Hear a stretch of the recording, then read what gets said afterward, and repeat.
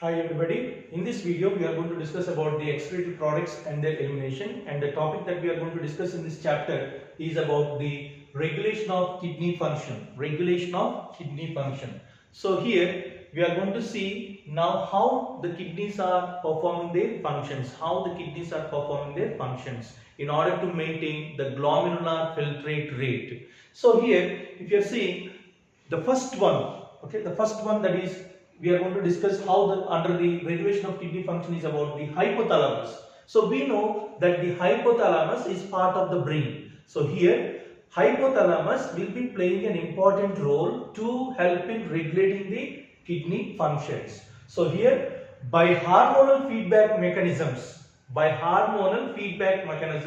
involving the hypothalamus, juxtaglomerular apparatus, and even the heart also helps in what now in regulating the kidney functions. Now first we will discuss about the hypothalamus. Hypothalamus, it is now, you should remember, this is nothing but what? It is the part of the brain. It is part of the brain. Please remember that. Now here, first point that you have to remember is that when there is changes in the blood volume or the body fluid or the ionic concentration, when there is changes in the blood volume, body fluid volume, or changes in the ionic concentration, there will be now the hypothalamus will help in controlling or regulating the amount of filtrate rate that should be formed, because we know the amount of filtrate rate that should be formed, it should be constant, 125 ml per minute we say. So here how it is now performed, how it maintains that is now in simple way we are saying that regulation of kidney function.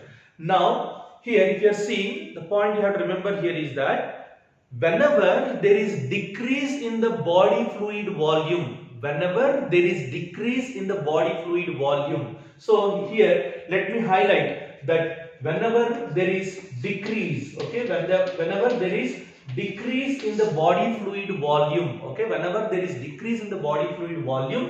now that because the volume decreased, it activates what now? Osmoreceptors. Osmoreceptors are sensitive. They sense the decrease in the volume or increase in the body fluid volumes, either it is blood or any fluid that is there, or ionic concentration. When there is increase or decrease, there are receptors which are called as what? Osmoreceptors, which are very, very sensitive. And these osmoreceptors will be activated by decrease in the body fluid volume. Immediately these osmoreceptors, identifying that there is decrease in the body fluid volume, now stimulate the hypothalamus of the brain. They are stimulating the hypothalamus of the brain. Osmoreceptors are now carrying the messages to the brain now. They stimulate the brain. Which part of the brain? Hypothalamus. Now this hypothalamus is now releasing a hormone. It is releasing a hormone. So that's why we say that it is hormonal feedback mechanism. We are saying. Now here means you have to remember that hormones are involved in regulating the kidney functions. Now here immediately when the hypothalamus is being activated, it will be releasing a hormone called as what? Antidiuretic hormone. In short it is called as ADH. Otherwise another name for that is vasopressin. ADH means what? Antidiuretic hormone. We call it as, antidiuretic hormone. ADH we are calling this as, ADH. Or otherwise we are in simple common name vasopressin we are calling it as. So this is the hormone that is produced from where? The brain, that is hypothalamus.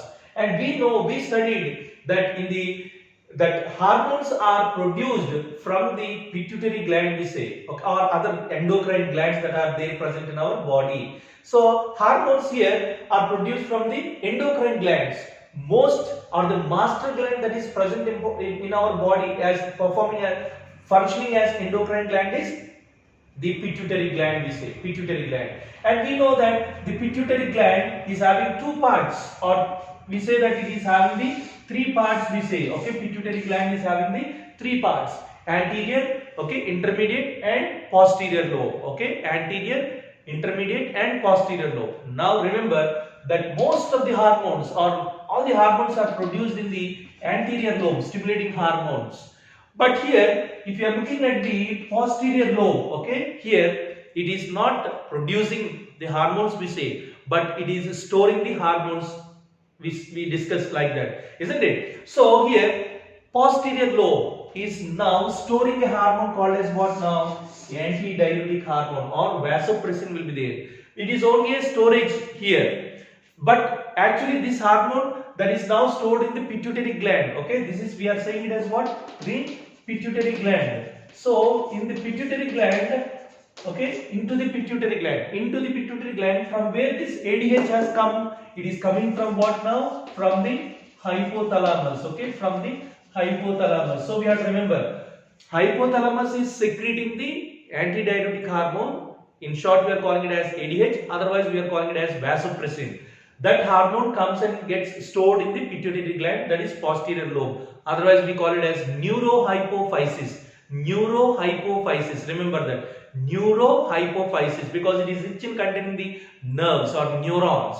Neurohypophysis. Now from this, okay, this particular antidiuretic hormone or vasopressin, when it is released, now this helps in reabsorption of water, because what we said, there is decrease in what? The body fluid volume, means water is decreasing in the body. So straight away statement, that is, water is decreasing in our body. So that's why what this hormone will do, it will not allow the water to be lost from the body through the urine. Okay, through the urine. So this ADH in different from the later parts of the tubule, okay, from the later parts of the tubule means distal convoluted tubule or the collecting duct, what it will do now, it will start helping in stimulating those parts to reabsorb the water that is already getting excreted out from the kidneys, so that that water that gets reabsorbed will be supplied to all the body parts. That is the point we have to keep in mind here. So ADH helps in what? Reabsorption of water.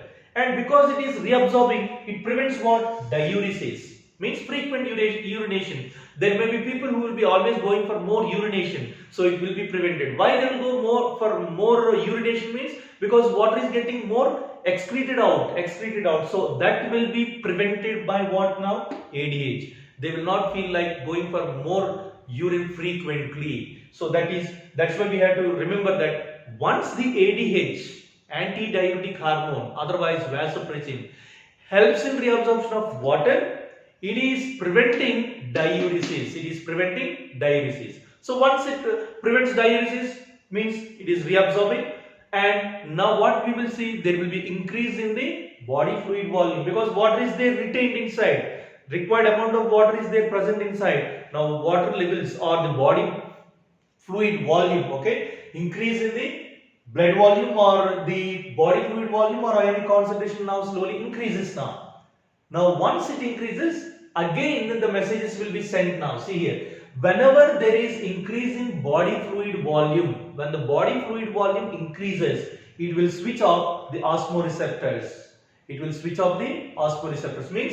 the body fluid volume is more, it will switch off the receptors. Now once the receptors are switched off, okay, it will suppress what now? Antidiuretic hormone and vasopressin. Please remember that. So whenever the body fluid volume is maintained, balanced, ADH will not be produced more because it is suppressed by the osmoreceptors. Osmoreceptors are not activated.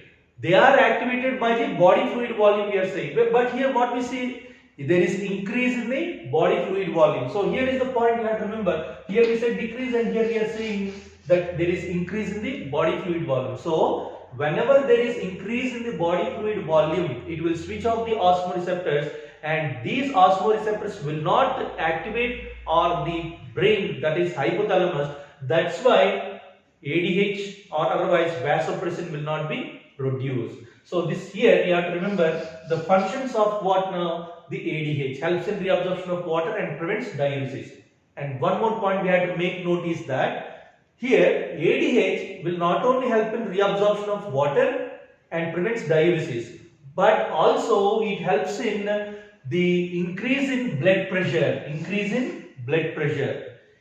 Now it is helping in increasing the blood pressure. When the blood pressure increases, there will be more blood that is pumped. Okay, so when there is more blood that is pumped into the kidneys, now we are talking into the kidneys. So when there is more blood that is pumped into the kidneys because of increasing blood pressure, there will be more amount of glomerular filtrate rate. Okay, filtrate will be formed more, 125 ml per minute we say. So here we should remember that ADH helps in increasing the blood pressure. Increasing blood pressure is increasing the glomerular blood flow. Means what? Into the efferent arteriole, the blood will be flowing very fast. Very fast the blood will be flowing into the glomerular blood vessels. So suppose this is the efferent arteriole. This is a blood vessel. Okay, blood vessel. This is, we are calling it as what? Efferent arteriole we are calling it as. Okay, efferent arteriole. So into this efferent arteriole, what will be happening to this efferent arteriole now? There is ADH that is acting upon this, increasing the blood pressure to pump more blood into the glomerulus. Thereby it is increasing what now? Glomerular filtrate rate. Glomerular filtrate rate. So here we understood that the hypothalamus is helping in playing a crucial role in regulation of kidney function. And now if you are looking at the second one, in the regulation of kidney function, if you are looking at the second one, it is juxtaglomerular apparatus. We can, in simple, we can call it as what? JGA. Okay, JGA, juxtaglomerular apparatus we are calling it as. Now what is this juxtaglomerular apparatus? It is the point where the efferent arteriole that is entering into the Bowman's capsule comes in contact with the distal convoluted tubule. It is a sensitive area with cellular modifications. It is a very sensitive area with cellular modifications. It can sense the decrease in the glomerular filtrate rate. And immediately it will be producing a hormone called as renin.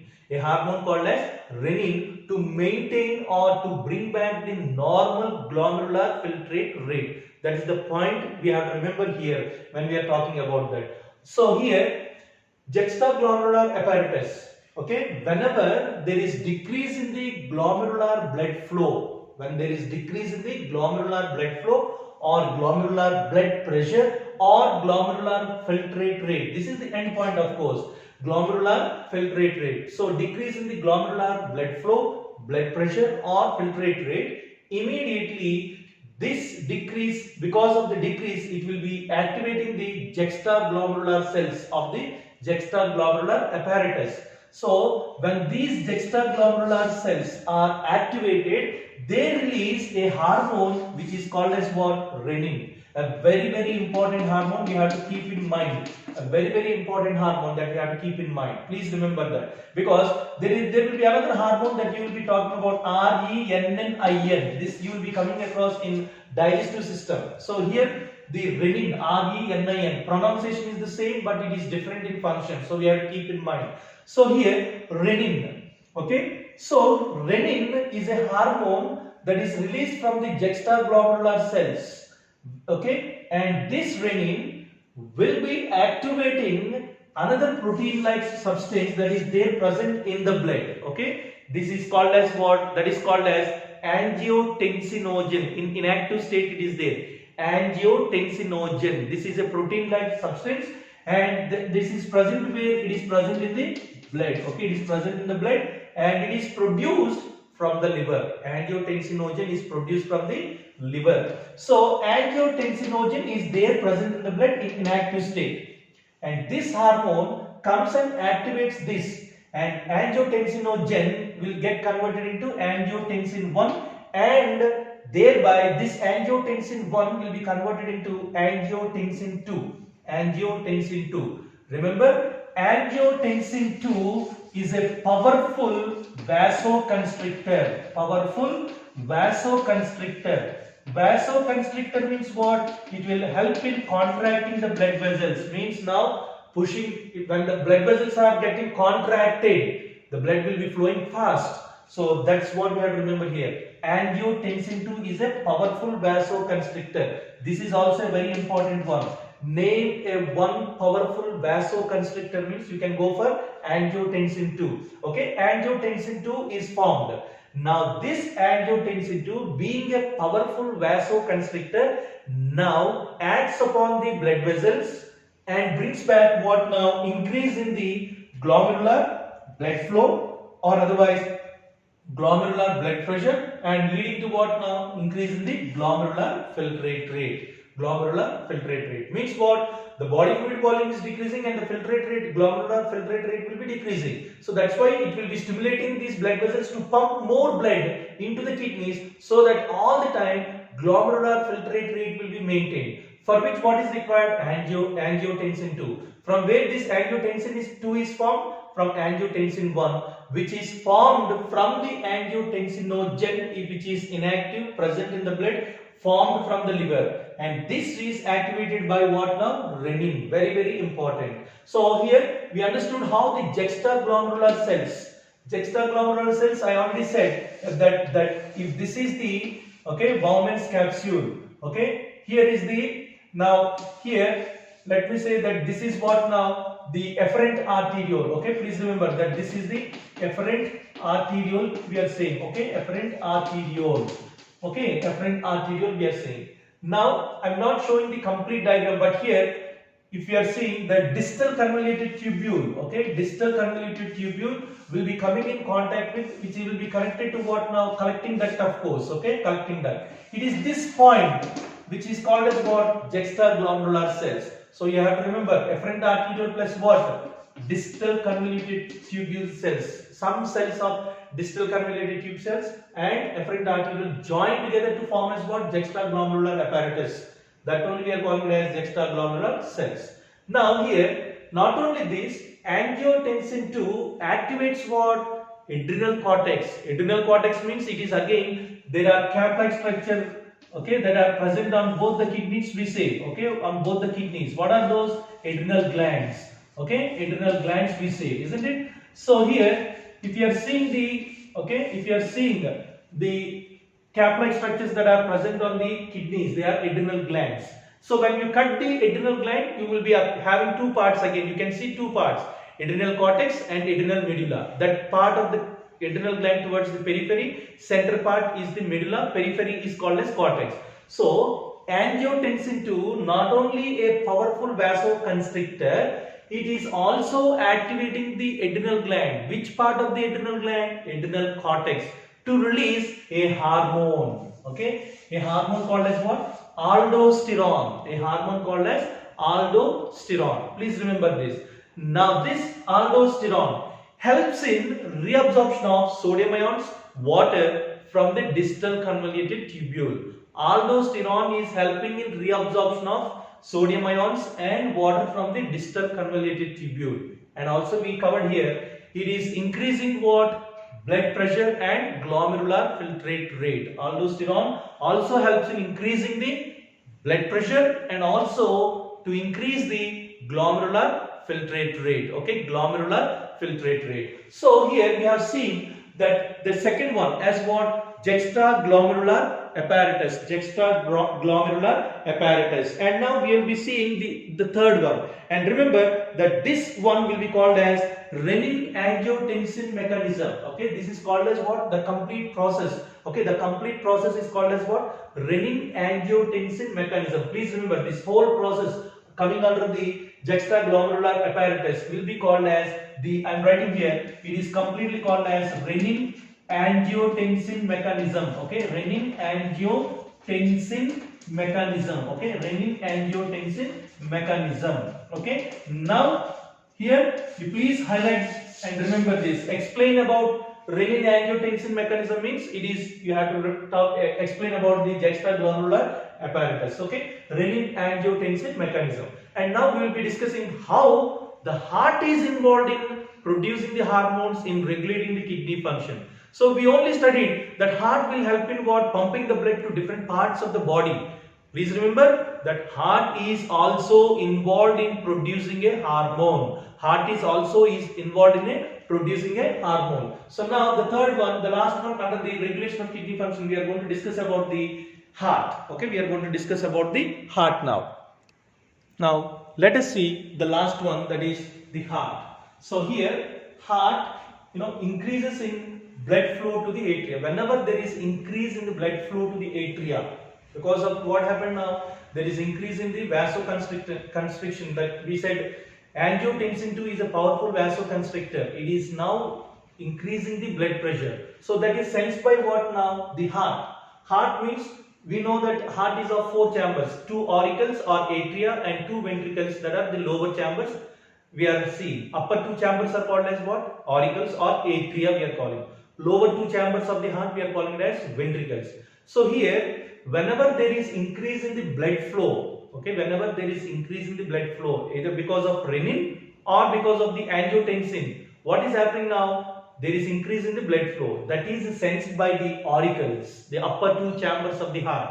So when the auricles sense, okay, there is increase in the blood flow, immediately auricle walls, okay, the chambers, the 2 chambers of the heart, upper 2 chambers of the heart, will be producing a hormone called as what? Atrial natriuretic factor. Okay, atrial natriuretic factor. Please remember this, a very important word. Atrial natriuretic factor is a hormone that is produced from the walls of the heart. Okay, from the walls of the heart. Please remember that it is a hormone that is produced from the walls of the heart. Auricles. Okay, not ventricles. Remember that. So, what is the function? Now, atrial natriuretic factor now helps in vasodilation. So, there we studied, in the case of angiotensin, we said that powerful vasoconstrictor, it is contracting and pushing the blood more, forcing the blood to flow faster. But here, this particular atrial natriuretic factor, when it identifies that there is increase in blood flow, immediately it releases an atrial natriuretic factor for vasodilation. The blood vessels will get dilated, decreasing what now? The blood pressure. Okay, now due to which the blood pressure will get decrease in blood pressure. So the main function of the atrial natriuretic factor is decrease in blood pressure, because blood pressure should not increase. So that is all controlled by what now? Atrial natriuretic factor. So it is bringing decrease in blood pressure. So that's why we have to remember that the atrial natriuretic factor acts as a check on the renin angiotensin mechanism.